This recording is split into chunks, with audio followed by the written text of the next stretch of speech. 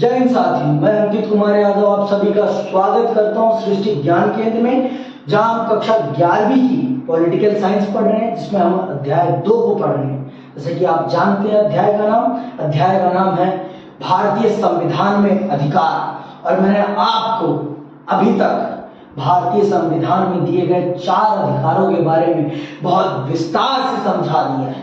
अब मैं चल रहा हूं आपको 5वें और 6ठे अधिकार के बारे में बताने। ये अधिकार 5वां और 6ठा अधिकार बहुत ही महत्वपूर्ण अधिकार है आपके लिए और आपकी शिक्षा के लिए। देखिए, आप सब जानते हैं कि जब हम अपनी मातृभाषा में पढ़ते हैं, जब हम अपने कल्चर को पढ़ते हैं, तो हमारा विकास बड़ी तेजी से होता है। आप खुद बताओ मुझे, आप जब अपनी मातृभाषा में पढ़ते हो तब ज्यादा सीखते हो, जब आप दूसरी भाषा में पढ़ते हो तब ज्यादा सीखते हो। कब आपकी सोचने की क्षमता ज्यादा विकसित होती है? तब विकसित होती है जब हम अपनी भाषा में सीखते हैं, जो हमारे इन्वायरमेंट की भाषा है, जो हमारे घर की भाषा है। जब हम उसमें चीजों को सीखते हैं तब जाकर हमारा विकास बड़ी अच्छे से होता है। उसी चीज को मैं चल रहा हूं आपको समझाने कि हमारा भारतीय संविधान आपकी मौलिकता की किस प्रकार से रक्षा करता है, आपके कल्चर की किस प्रकार से रक्षा करता है। वो आपको स्वतंत्रता देता है कि आप अपनी भाषा का, अपनी संस्कृति का विद्यालय खोल सकते हैं, अथवा अपनी शिक्षा पद्धति के अनुसार अपने बच्चों को पढ़ा सकते हैं। आपने देखा होगा भारत में बहुत सारे धार्मिक विद्यालय भी हैं, अर्थात बहुत सारे ऐसे विद्यालय हैं जो किसी धार्मिक संस्था के द्वारा चलाए जाते हैं। आपने कुछ ऐसे भी विद्यालय देखे होंगे जो किसी विशेष भाषा में बच्चों को पढ़ाते हैं। सुना होगा ना, जैसे केरला स्कूल है, आपका सेंट स्टीफेंस है। ये सारे क्या है? ये आपके माइनॉरिटी स्कूल्स हैं। ये क्या है? माइनॉरिटी स्कूल्स हैं। और ये अपने रिचुअल्स के हिसाब से अपने बच्चों को पढ़ाते हैं, है ना। केरला स्कूल में केरल की भाषा को प्राथमिकता दी जाती है, केरल की भाषा के अनुसार बच्चों को पढ़ाया। तमिल स्कूल्स हैं जहां पर तमिल भाषा को प्राथमिकता दी जाती है। और बंगाली स्कूल्स हैं जो अपने बच्चों को बंगाली भाषा में शिक्षा प्रदान करने का प्रयास करते हैं, जिससे कि उनके बच्चे उनकी संस्कृति से बिछड़ न जाए, या कहिए कि उनकी संस्कृति से लगाव खत्म ना हो जाए। तो भारतीय संविधान इस चीज की गारंटी देता है आपको, इस चीज की गारंटी देता है आपको कि आप अपनी संस्कृति से जुड़े रहें और आप अपनी संस्कृति को बढ़ावा देने के लिए अपनी संस्कृति के विद्यालय और शिक्षण संस्थान चला सकते हैं। आप सब जानते हैं हमारा देश धर्म की आजादी देता है ना। धर्म की आजादी देता है कि नहीं देता? हमारा भारत का संविधान अपने नागरिकों को धर्म की मौलिक आजादी देता है कि आप जिस धर्म को मानती हैं आप उस धर्म को माने, आप जिस धर्म को मानते हैं आप उस धर्म को माने। पर यह नहीं देता आपको कि आप किसी को जबरदस्ती अपने धर्म में लाएं। उसने क्या कहा है आपको कि आप अपने धर्म को, आप किसी को अपने धर्म में लाना चाहते हैं तो आप अगर अपने विचारों से उसे इंप्रेस कर सके, आप अपने विचारों से उसे इंप्रेस कर सके तो आप उसको अपने धर्म में ला सकते हैं। तो उसने आपको आपके विचारों के प्रचार प्रसार के लिए बहुत अच्छा मौका दिया। आपको क्या दिया? आप विद्यालय खोले और अपने विद्यालय में अपने धर्म की विशेषताओं के बारे में पढ़ाएं।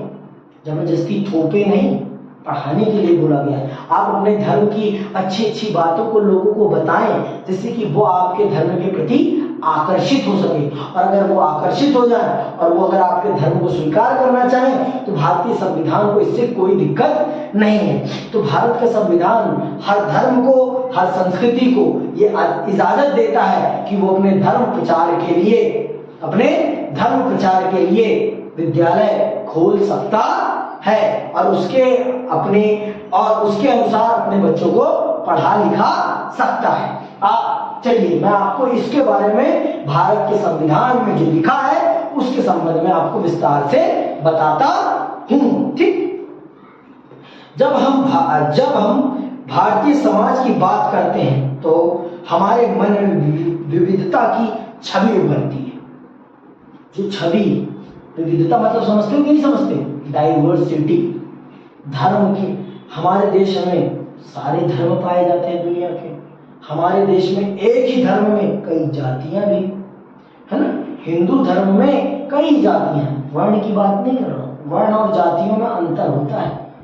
हमारे धर्मावलंबी लोग वर्ण और जाति में अंतर लोगों को नहीं बताते। वो कहते हैं धर्म और जाति एक ही चीज, वर्ण और जाति एक ही चीज। कदापि नहीं, वर्ण और जाति एक चीज नहीं है। वर्ण का निर्माण कर्म के आधार पर हुआ था, पर जातियों का निर्माण जन्म के आधार पर है। ये बात समझ लो आप। वर्ण कर्मों के आधार पे था, लेकिन जातियां किसके आधार पर है? जन्म के आधार पर है। आप जिस जाति में जन्म लोगे आप उस जाति के हो जाते हो। लेकिन वर्ण में ऐसा नहीं था। वर्ण व्यवस्था में क्या था? वर्ण व्यवस्था में था कि आपके अंदर जो योग्यता है वो तय करेगी कि आप किस वर्ण के होंगे। वर्ण व्यवस्था का नाम सुना है? ब्राह्मण, क्षत्रिय, वैश्य, शूद्र। ये क्या है? ये वर्ण व्यवस्था है। ये क्या है? वर्ण व्यवस्था। पंडित, ठाकुर, यादव, बनिया, है ना, वाल्मीकि, ये क्या है? जातीय व्यवस्था है। ये क्या है? जातीय व्यवस्था है। तो जातीय व्यवस्था और वर्ण व्यवस्था में बहुत अंतर है। और हमारे देश में विविधता बहुत बड़े स्तर पर है। विविधता बहुत बड़े स्तर पर है। भाषा के स्तर पर है, खाने के स्तर पर है, संस्कृति के स्तर पर। ऐसी कौन सी चीज है जिस स्तर पर नहीं है? तो भैया हर इंसान को अपने कल्चर के अनुसार रहना, पढ़ना और खाना सबको पसंद है। अगर आप किसी साउथ इंडियन को कहोगे कि वो छोले भटूरे खा ले, उसको नहीं रास आएगा। क्यों? कि वो उस एनवायरमेंट का बंदा नहीं है। उसका पेट उस चीज को अलाउ नहीं करेगा। समझ में आई बात? उस चीज को अलाउ नहीं करेगा। तो इसी चीज को ध्यान। तो इसी प्रकार से शिक्षा भी है। अगर आप अपनी संस्कृति के बारे में नहीं पढ़ेंगे तो आपको अपनी संस्कृति के बारे में पता चल पाएगा? नहीं पता चल पाएगा ना। तो इसीलिए हमारा भारतीय संविधान हर संस्कृति के लोग को, हर भाषा के लोग को, हर धर्म के लोगों को अपने धर्म के प्रचार प्रसार के लिए और अपने बच्चों को अपने धर्म से, अपनी भाषा से, अपनी संस्कृति से जोड़े रखने के लिए उन्हें अपने धर्म, अपनी संस्कृति के विद्यालय खोलने की इजाजत देता है कि आप अपने बच्चों को अपने धर्म, अपनी भाषा, अपनी संस्कृति से जोड़ के रखने के लिए आप अपने धर्म का, अपनी भाषा का, अपनी संस्कृति का विद्यालय खोल सकते हैं। आप देखते होंगे डीटीए यही मंदिर मार्ग पर है। डीटीए है जो क्या है? वो तमिल एजुकेशन को बढ़ावा देता है। वहां पर शिक्षा, प्राथमिक शिक्षा किस भाषा में कराई जाती है? तमिल भाषा में कराई जाती है। क्यों? क्योंकि वो अपनी भाषा को प्रमोट करना चाहते हैं। भाई जितना आप अपनी भाषा को प्रमोट करोगे उतना ही आप आगे बढ़ोगे। अब जो क्रिश्चियन मिशनरी स्कूल्स हैं वो हिंदी नहीं पढ़ाते, वो हिंदी को जानबूझ के नहीं पढ़ाते। क्यों? क्योंकि उन्हें अपनी भाषा प्रमोट करनी है। जितनी उनकी भाषा बढ़ेगी उतनी उनकी मार्केट बढ़ेगी। जितनी उनकी भाषा बढ़ेगी उतनी उनकी मार्केट बढ़ेगी। मार्केट का आधार क्या है? भाषा है आज के टाइम पे। समझ रहे? आप खुद बताओ, बॉलीवुड की मूवीज ज्यादा कमाती है पैसा, हिंदी मूवीज ज्यादा पैसा, मैंने गलत शब्द यूज किया, हिंदी मूवीज ज्यादा पैसा कमाती है या तमिल या केरल या भोजपुरी मूवी? बताओ आप बताओ। क्यों भाई? क्योंकि उसका मार्केट बेस बहुत बड़ा है। उसका मार्केट, उसको समझने वाले बहुत ज्यादा लोग हैं इस देश में। इसीलिए हिंदी में जो मूवी, जो साउथ की मूवी हिंदी में डब होकर चलती हैं वो मोटा पैसा कमाती है। आप सब जानते हो, बाहुबली हो गई, आपकी रॉकी भाई हो गई, है ना, केजीएफ, और आपकी कौन, अरे वो कौन सा गाना है उसमें, RRR, है ना। वो इतनी बड़ी बड़ी ब्लॉकबस्टर्स क्यों बनी? क्योंकि उन्होंने भारत की हर भाषा को, हर प्रमुख भाषा को क्या दिया? सम्मान दिया और अपने आप को उस भाषा में परिवर्तित करके उस जनता के सामने अपने आप को प्रस्तुत किया। तो यही चीज यहाँ पर शिक्षा के मामले में भी है। अगर आप अपनी संस्कृति में नहीं पढ़ोगी तो आप अपनी संस्कृति को भूल नहीं जाओगे। आज हम संस्कृत को पढ़ पाते हैं? क्यों नहीं पढ़ पाते? क्योंकि हमने संस्कृत को उतना महत्व नहीं दिया, हमने संस्कृति के विकास के लिए उस प्रकार से काम नहीं किया, हमने संस्कृत को लेकर प्रमुख रूप से लेकर कोई विद्यालय स्कूल नहीं खोला जब जरूरत थी। अब खोलने से क्या फायदा, अब वो उस प्रकार से विकसित नहीं हो पा रही है जिस प्रकार से उसे होना चाहिए था, है ना। तो किसी भी संस्कृति अगर आप उसकी प्रैक्टिस नहीं करते रहेंगे तो कुछ भी चीजें आप भूल सकते हैं। तो उसी चीज को ध्यान में रखते हुए भारत का संविधान अपने नागरिकों को ये आजादी, ये स्वतंत्रता देता है कि वो अपनी संस्कृति को बढ़ावा देने के लिए अपनी संस्कृति के विद्यालय खोल सकते हैं। आगे सुनो, भारतीय समाज कोई समरूप समाज नहीं, एक जैसा समाज नहीं, वह उसमें काफी विविधता है। ऐसी विविधता भरे समाज में कुछ समुदाय छोटे और कुछ बड़े हैं, है ना, कुछ समुदाय छोटे हैं तो कुछ बड़े हैं, ठीक। क्या ऐसी स्थिति में अल्पसंख्यक समुदाय को बहुसंख्यक समुदाय की संस्कृति स्वीकार करनी पड़ेगी? तो आप बताओ, अब मान लो हिंदू सबसे ज्यादा है इस देश में, तो क्या क्रिश्चियंस को या पारसियों को हिंदुओं की संस्कृति के हिसाब से ही जीना पड़ेगा? हमारा संविधान क्या कहता है? हमारा संविधान धर्म की आज़ादी देता है ना, तो उनको ये भी आज़ादी मिलनी चाहिए ना कि वो अपनी संस्कृति के विद्यालय खोल सकें, अपनी संस्कृति को बढ़ावा देने के लिए और अपने बच्चों को अपनी संस्कृति में पढ़ाने के लिए कुछ कर सके ना। नहीं तो अगर वो करेंगे नहीं, अगर वो प्रैक्टिस अपने रूल्स को प्रैक्टिस नहीं करेंगे, अपनी प्रैक्टिस को प्रैक्टिस नहीं करेंगे तो एक दिन ना एक दिन भूल जाएंगे, जैसे हम संस्कृत को भूल गए। तो इसीलिए हमारा संविधान हर धर्म, हर कम्युनिटी, हर अल्पसंख्यक समूह को यह आज़ादी देता है कि वो अपनी संस्कृति के प्रचार प्रसार के लिए, अपनी संस्कृति के प्रचार प्रसार के लिए अपने खुद के विद्यालय और महाविद्यालय खोल सकते हैं। सुनो आगे, हमारा संविधान मानता है कि विविधता हमारे समाज की मजबूती है। हमारा संविधान इस बात को स्वीकार करता है कि ये जो डाइवर्सिटी है ना, ये जो डाइवर्सिटी है, जो विविधता है हमारे देश की, ये हमारे देश की कमजोरी नहीं, ये हमारे देश की मजबूती है। इसने हमारे देश को कमजोर नहीं, इसने हमारे देश को मजबूत किया है। इसने हमारे देश को क्या किया है?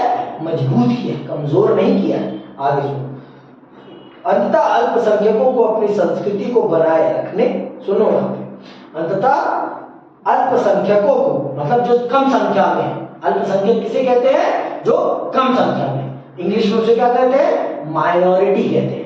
और जो ज्यादा संख्या में उसे क्या कहते हैं? मेजॉरिटी कहते हैं। तो हिंदू भारत में क्या है? मेजॉरिटी में है। क्या है? मेजॉरिटी में।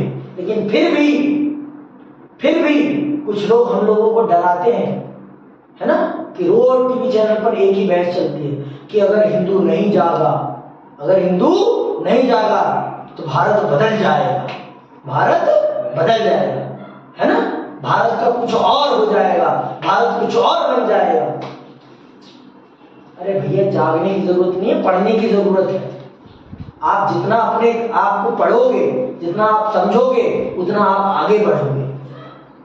क्या अमेरिका में क्रिश्चियनिटी खत्म हो गई है? आप खुद बताओ मुझे। अमेरिका इतने आगे है, किसके बल पर आगे है?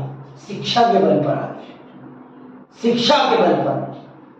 तो अगर हमें अमेरिका का मुकाबला करना है ना, तो हमें शिक्षा को बढ़ावा देना पड़ेगा। हमें धर्म की कुरीतियों को बढ़ावा नहीं देना पड़ेगा।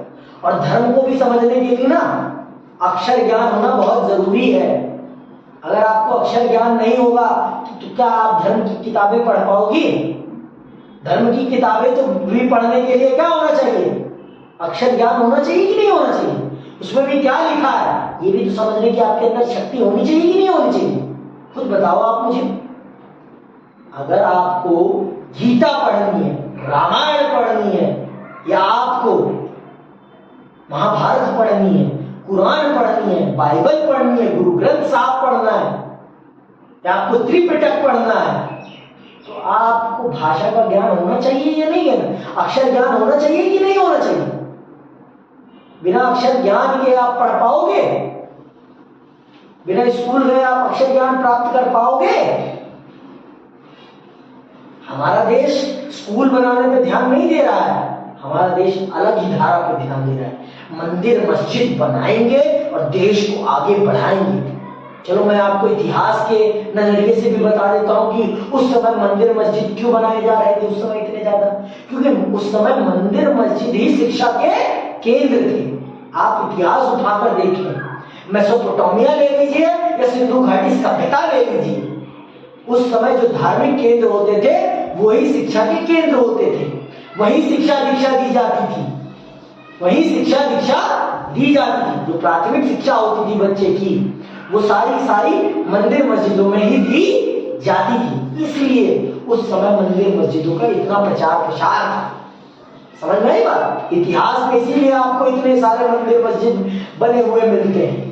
लेकिन आज क्या है, आज इतनी क्या जरूरत है आपको? मैं मानता हूं कि मंदिर होने चाहिए, मस्जिद होनी चाहिए, दैवीय स्थल होने चाहिए, लेकिन इसके ऊपर राजनीति होनी चाहिए, ये कदापि नहीं स्वीकार कर सकता मैं, ये कदापि स्वीकार नहीं कर सकता। हमारा संविधान हम सबको आजादी देता है कि हम जिस धर्म को मानना चाहें हम उस धर्म के अनुसार चलें। तो आप कौन होते हैं बताने वाले? Who are you? कौन है आप मुझे ये बताने वाले कि मैं किस धर्म का अनुसरण करूं? मैं दोनों धर्मों को पढ़ूंगा और जो धर्म मुझे अच्छा लगेगा मैं उसके हिसाब से चलूंगा। Who are you? कौन है आप बताने वाले? मुझे ज्ञान दें आप, मेरे लिए शिक्षा संस्थान खोलें आप, जबरदस्ती नहीं। संविधान ने आपको अधिकार दिया ना अपने धर्म का, अपनी विचारधारा का प्रचार प्रसार करने के। कैसे करें? विद्यालय खोलिए आप, विद्यालय खोलिए आप और शिक्षा का प्रचार प्रसार कीजिए। कौन रोकता है आप अपने धर्म का प्रचार? कितने सारे क्रिश्चियन स्कूल खुले हैं, क्रिश्चियन मिशनरीज के कितने स्कूल खुले हैं? आप इसी गोल मार्केट में लगा लीजिए, इसी कम से कम कितने होंगे? कम से कम 10 स्कूल तो होंगे ही होंगे, इतनी ही दूरी में, है कि नहीं है? तो ये क्या है? क्रिश्चियनिटी अपने आप को अगर फेमस करती है तो वो शिक्षा के माध्यम से करती है, शिक्षा देकर, हॉस्पिटल्स प्रोवाइड करके, आपको बेसिक फैसिलिटीज प्रोवाइड करके। और आप सोचते हो कि हत्या करके आप धर्म को आगे बढ़ा लोगे, तो ये कभी संभव नहीं है। आगे सुनो, हमारा संविधान कहता है, भारतीय संविधान मानता है कि विविधता हमारे समाज की मजबूती है। अंततः अल्पसंख्यकों को अपनी संस्कृति को बनाए रखने का अधिकार भी एक मौलिक अधिकार है। जो अल्पसंख्यक लोग हैं उनको अपनी संस्कृति को बचाए रखने का अधिकार भी एक मौलिक अधिकार है। तो इसीलिए हमारा संविधान उनको ये अधिकार देता है। किसी समुदाय को केवल धर्म के आधार पर नहीं बल्कि भाषा और संस्कृति के आधार पर भी अल्पसंख्यक माना जा सकता है। देखो, सिर्फ धर्म के आधार पर ही अल्पसंख्यक नहीं होते लोग, भाषा के आधार पर भी होते हैं, संस्कृति के आधार पर भी होते हैं। समझ में आई बात? जैसे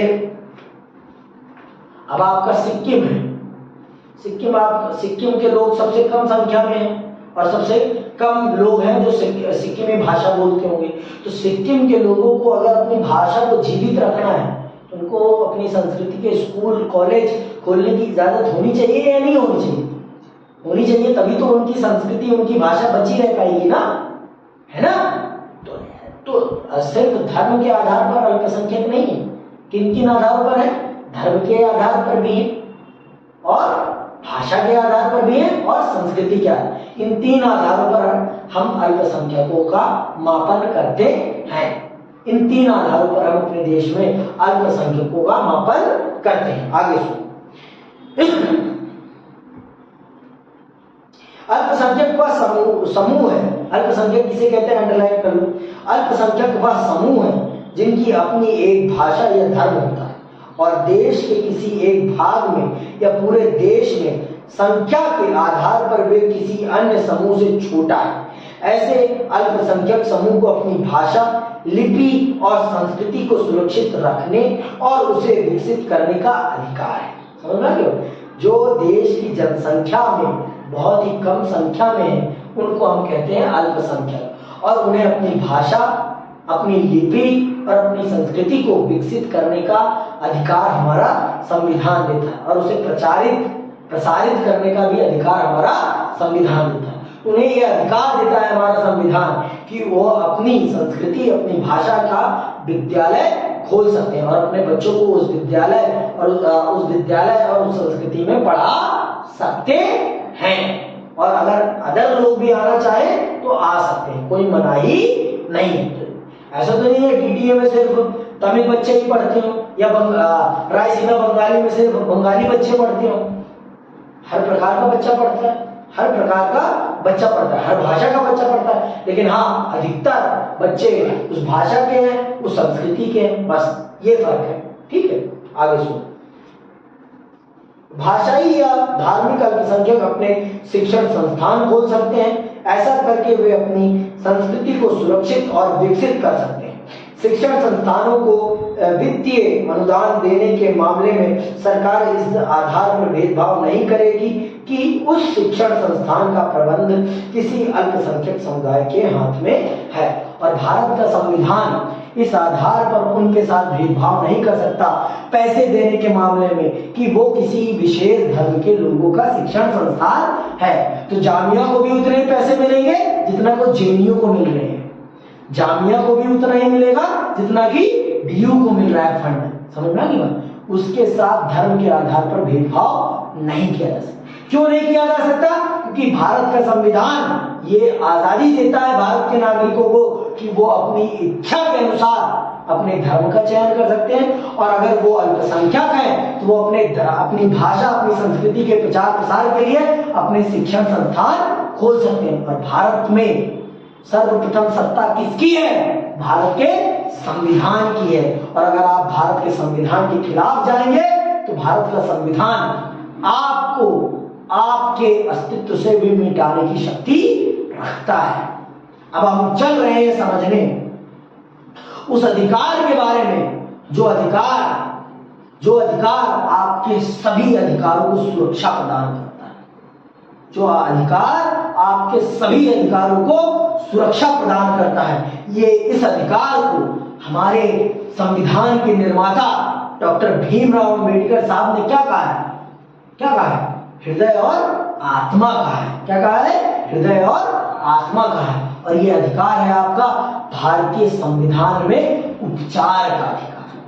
भारतीय संविधान में उपचार का अधिकार, उपचार का अधिकार, ये अधिकार सबसे महत्वपूर्ण है। संवैधानिक उपचार का अधिकार, ये अधिकार आपको यह अधिकार देता है कि अगर आपके मौलिक अधिकारों के साथ किसी भी प्रकार का कोई खिलवाड़ हो रहा है तो आप न्यायालय जाकर अपने मौलिक अधिकारों को सुरक्षित कर सकते हैं। ये अधिकार वो अधिकार है। इसीलिए बाबा साहब अंबेडकर ने इस अधिकार को क्या कहा? संविधान की हृदय और आत्मा कहा। हृदय और आत्मा कहा क्योंकि यह अधिकार आपको वो अधिकार मुहैया करा रहा है जिसके माध्यम से आप अपने पांचों अधिकारों को सुरक्षित करते हैं। आप अपने पांचों मौलिक अधिकारों को सुरक्षित करते हैं। अगर आपने जय भीम मूवी देखी हो तो जय भीम मूवी में आपको यही दिखाया गया है। इसी अधिकार के बारे में आपको विस्तार से बताया गया है।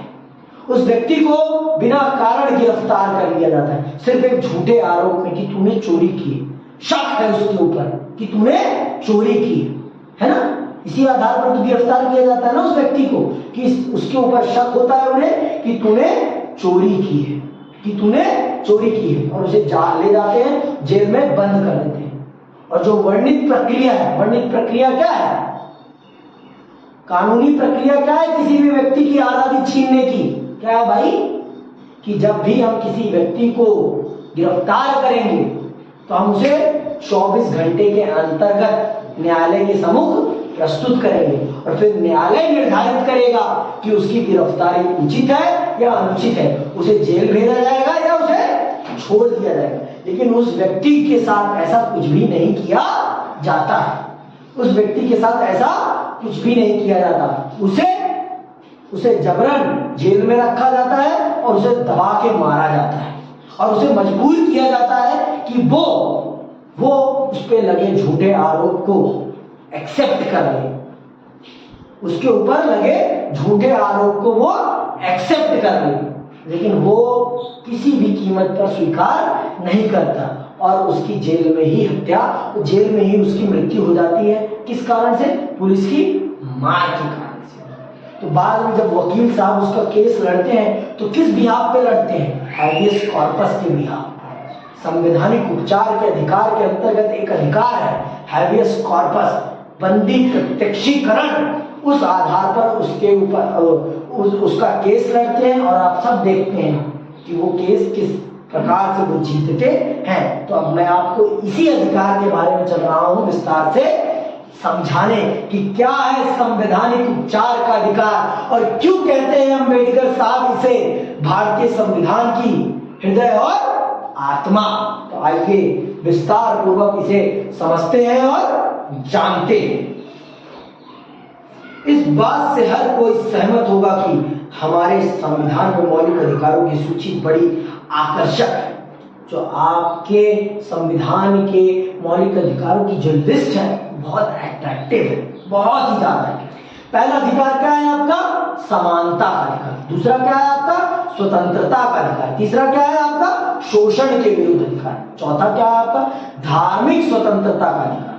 और पांचवा क्या है? सांस्कृतिक और शैक्षिक अधिकार।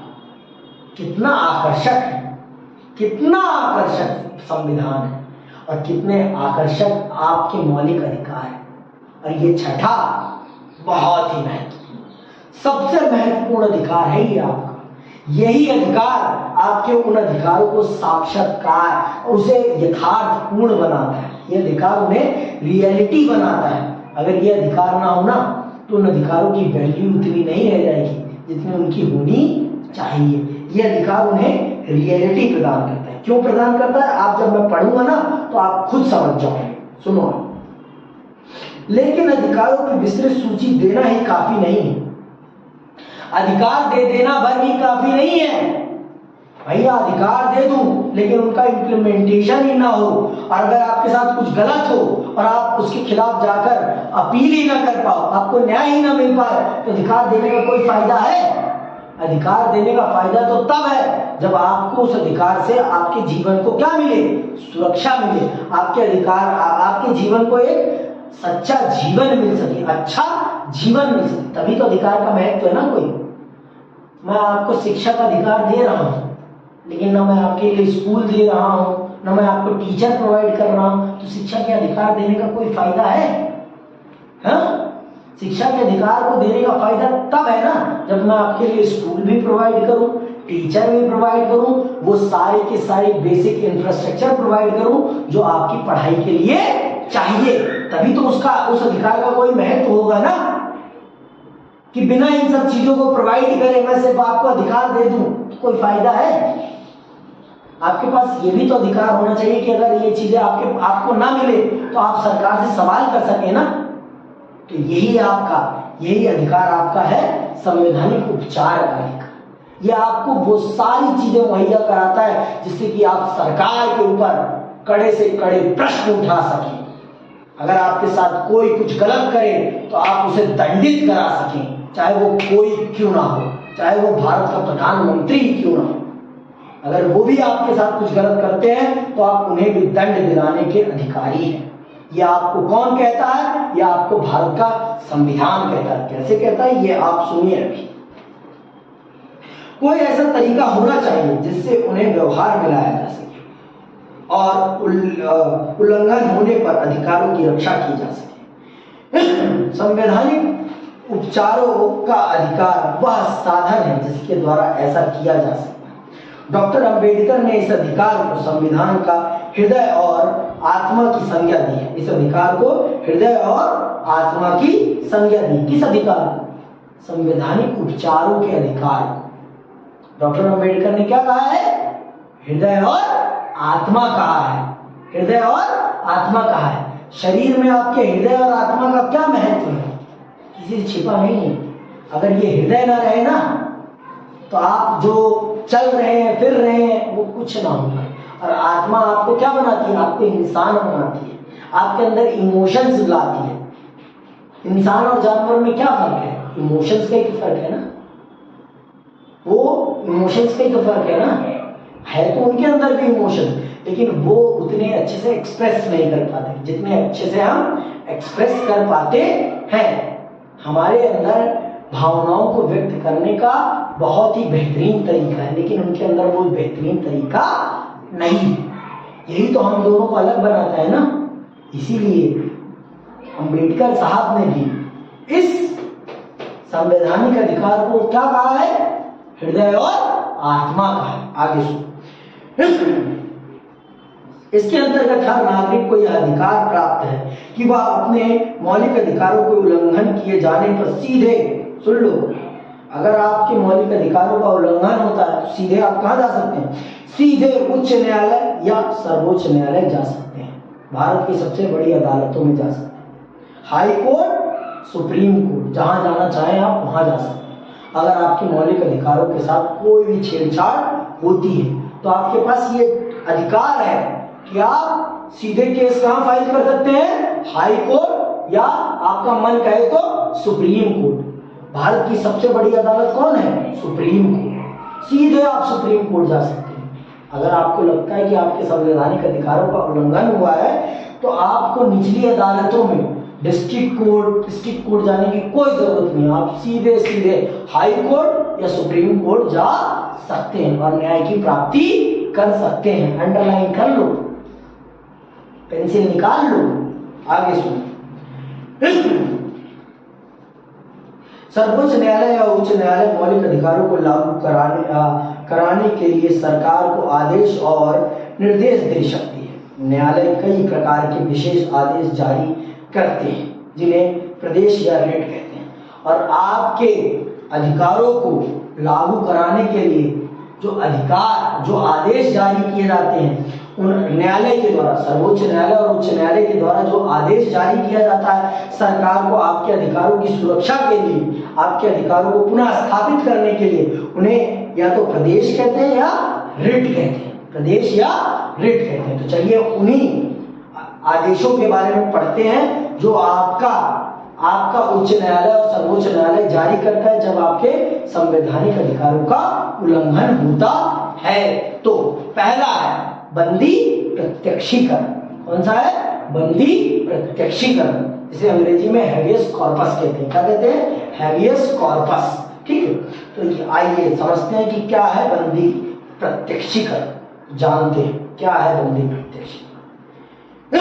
जो मैंने अभी आपको एक उदाहरण बताया ना, जय भीम वाली मूवी में, जब किसी को बेवजह गिरफ्तार कर लिया जाता है और उसे वर्णित प्रक्रिया के अनुसार न्यायालय के सामने प्रस्तुत नहीं किया जाता, तब या किसी को जब निवारक नजरबंदी के अंतर्गत गिरफ्तार किया जाता है, जब उसके घर वालों को लगता है कि इनके साथ जेल में कुछ गलत किया जा सकता है, तो वो सीधे न्यायालय में जाकर इस बात की गुहार लगा सकते हैं कि उनके घर वालों को बेवजह गिरफ्तार किया गया है।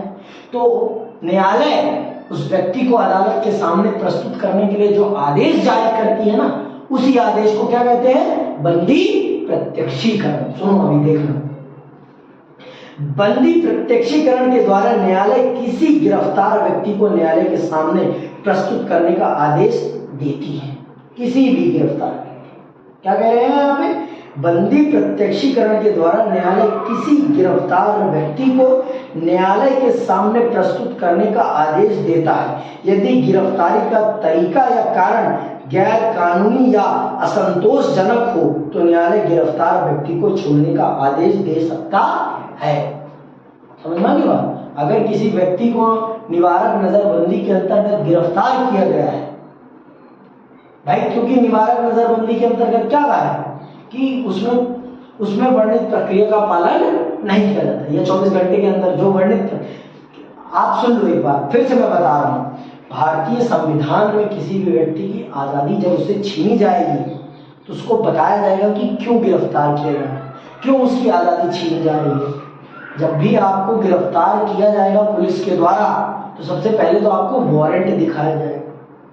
समझ में आएगी बात? कि आपको गिरफ्तार करने के लिए हमारे पास आदेश है, और आपको कारण बताया जाएगा कि आपको क्यों गिरफ्तार किया जा रहा है, क्यों गिरफ्तार किया जा रहा है।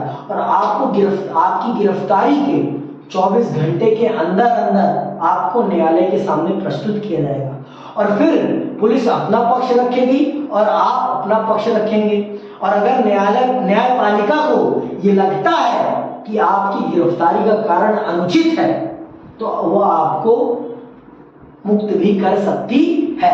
लेकिन हमारे देश में एक और तरीका है गिरफ्तारी का, उसे कहते हैं हम निवारक नजरबंदी।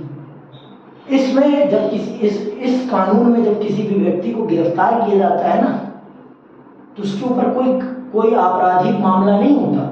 उसको सिर्फ किस बिहाफ पे गिरफ्तार किया जाता है, पुष्कर शक कि आप ये अपराध कर सकते हो, आप ये अपराध कर सकते हो। जैसे जय भीम मूवी में उस व्यक्ति को सिर्फ इसी शंका के आधार पर गिरफ्तार किया गया कि तूने चोरी की होगी, तूने चोरी की होगी, और उसे गिरफ्तार कर लेते हैं और जेल ले जाते हैं और उसे 24 घंटे के अंतर्गत अदालत के सामने प्रस्तुत करते हैं, नहीं करते ना, उसे जेल में रखते हैं और दबा के मारते हैं और जेल में उससे कुबलवाने का कोशिश करते हैं कि हाँ तुमने ही अपराध किया है, मान ले इस बात। लेकिन वो नहीं मानता ना, तो उसकी पत्नी को कोई सलाह देता है, वो शिक्षिका साहिबा सलाह देती है कि तुम जाओ अदालत के पास, तुम्हारे पति को अदालत ही रिहा करा सकती है।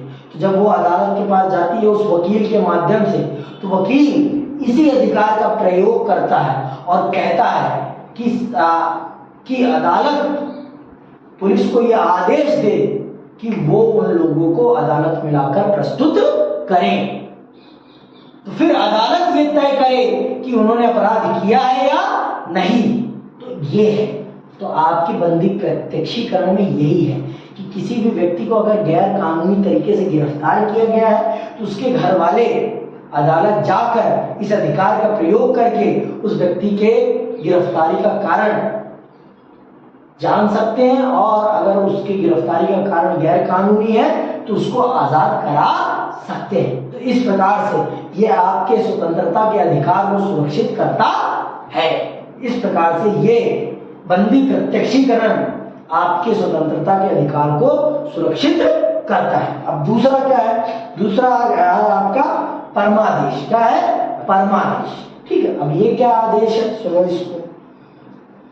यह आदेश तब जारी किया जाता है, यह आदेश तब जारी किया जाता है जब न्यायालय को लगता है कि कोई सार्वजनिक पदाधिकारी, कोई पब्लिक सर्वेंट, सार्वजनिक पदाधिकारी का मतलब पब्लिक सर्वेंट, पुलिस भी पब्लिक सर्वेंट है, सरकारी अफसर भी पब्लिक सर्वेंट, जो भी सरकारी कर्मचारी है वो सब के सब क्या है, पब्लिक सर्वेंट है। जो टीचर है हमारे सरकारी स्कूलों में वो भी क्या है, पब्लिक सर्वेंट है। समझ में आ गई बात, वो क्या है, पब्लिक सर्वेंट। तो कोई भी जब भी न्यायालय को लगता है कि कोई पब्लिक सर्वेंट, जब भी न्यायालय को लगता है कि कोई सार्वजनिक पदाधिकारी अपने कानूनी और संवैधानिक दायित्वों का पालन नहीं कर रहा और इससे किसी व्यक्ति का मौलिक अधिकार प्रभावित हो रहा है। भाई सच है कि जो भी लोग सार्वजनिक पद पर हैं, अगर वो कुछ गलत करेंगे या वो काम नहीं करेंगे तो उनके कारण किसी न किसी के संवैधानिक अधिकार का उल्लंघन होगा ही। भैया पुलिस है, पुलिस क्या है, पब्लिक सर्वेंट ही है ना। और अगर वो किसी व्यक्ति के, कोई व्यक्ति आया है एफआईआर लिखवाने और वो एफआईआर नहीं लिख रहा तो क्या है, मेरे मौलिक अधिकार का उल्लंघन कर रहा है कि नहीं कर रहा। तो मैं न्यायालय में जाकर उस व्यक्ति के खिलाफ केस कर सकता हूं और फिर न्यायालय उसे आदेश देगी कि अगर तुम इसके द्वारा दी गई शिकायत को नहीं एक्सेप्ट करोगे तो तुम्हारी नौकरी में खा जाऊंगा, न्यायालय कह सकता है। क्योंकि न्यायालय के पास ये अधिकार है हमारे अधिकारों की रक्षा करने का। पहले ही बता दिया मैंने, पहला संविधान का पहला अधिकार ही यही है, संविधान का पहला दायित्व यही है, कर्तव्य यही है कि वो आपको विश्वास दिलाए और आपको इस बात का विश्वास दिलाए कि अगर आपके साथ कुछ गलत होता है तो वो आपको और आपके अधिकार को सुरक्षित करेगा।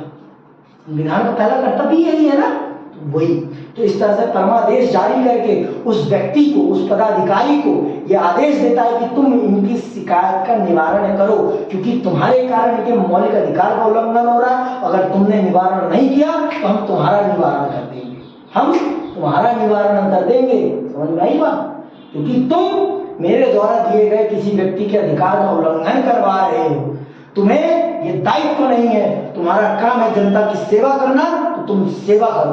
तो ये जान लो आप, डीएम भी जनता का सेवक है और प्रधानमंत्री भी जनता के सेवक है। और अगर प्रधानमंत्री के कारण भी किसी व्यक्ति के मौलिक अधिकार का उल्लंघन होता है तो वो व्यक्ति न्यायालय जा सकता है, प्रधानमंत्री को मजबूर कर सकता है, प्रधानमंत्री को यह आदेश होगा कि वो भी क्या है, एक सार्वजनिक पद पर है, इसीलिए उनके ऊपर भी ये आदेश जारी होगा, परमादेश जारी होगा और वो फिर उस व्यक्ति की समस्या का समाधान करने के लिए बाध्य है। क्यों? क्योंकि वो एक सार्वजनिक पद पर है। अब तीसरा सुनो, निषेध आदेश। निषेध आदेश, निषेध का मतलब क्या होता है? रोकना। निषेध का मतलब क्या होता है? रोकना। ठीक है, सुनो, जब कोई निचली अदालत अपने अधिकार क्षेत्र का अतिक्रमण, मतलब अपने ज्यूरिसडिक्शन से बाहर जाके किसी मामले की सुनवाई करती है तो न्यायालय रोक सकती है। मान लो ये चीज आपकी ज्यूरिसडिक्शन में नहीं आता, आपके न्यायिक अधिकार में नहीं आता, ये मामला आपके न्यायिक अधिकार में नहीं आता, फिर भी आप उस मामले में इंटरफेयर कर रहे हो तो अदालत, न्यायपालिका, सर्वोच्च न्यायालय या उच्च न्यायालय इस आदेश को जारी करके आपको वो काम करने से रोक सकती है। आपको वो काम करने से, वो आदेश वो काम करने से रोक सकती है कि आप ये काम नहीं कर सकते, क्योंकि ये आपके क्षेत्राधिकार में नहीं आता। भाई प्रिंसिपल का काम प्रिंसिपल करेगा, टीचर का काम टीचर करेगा, वाइस प्रिंसिपल का वाइस का, सबका काम बटा है ना। और अगर कोई किसी के काम में इंटरफेयर करेगा तो क्या होगा? काम खराब हो जाएगा ना। तो इसी प्रकार से जब कोई निचली अदालत किसी और उचली अदालत या उससे ऊपर की अदालत के मामले में इंटरफेयर करती है, तब सर्वोच्च न्यायालय या उच्च न्यायालय निषेध आदेश जारी करके उसे वो काम करने से रोक देती है। सुनो, जब कोई निचली अदालत अपने अधिकार क्षेत्र का अतिक्रमण करके किसी मुकदमे की सुनवाई करती है तो ऊपर की अदालतें, उच्च न्यायालय या सर्वोच्च न्यायालय उसे ऐसा करने से रोकने के लिए निषेध आदेश जारी करती है। समझ में आ गई बात? अब आते हैं चौथे पर, अधिकार प्रेक्षा। ये क्या है अधिकार प्रेक्षा? सुनो इसको ध्यान से, इसको बहुत ध्यान से सुनना।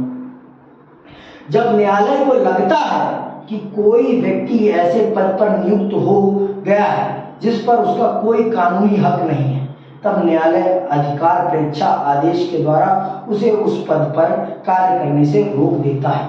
मान लो उसके अंदर वो काबिलियत नहीं है और वो बंदा उस पद पर बैठ गया है, उस पद के काबिल नहीं है वो और उस पद पर बैठ गया है, तो न्यायालय अधिकार प्रेक्षा जारी करके उस व्यक्ति को उसके पद से हटा देती है, उसको उसके पद से हटा देती है। मान लो जैसे कुछ लोगों के निर्वाचन रद्द हो जाते हैं, है ना, कुछ लोगों का इलेक्शन ही रद्द हो जाता है कि तुमने गलत तरीके से चुनाव लड़ा था इसलिए तुम्हारा निर्वाचन रद्द, तुम अब जनता के प्रतिनिधि बनने लायक नहीं। तो तब वो न्यायालय इसी आदेश का प्रयोग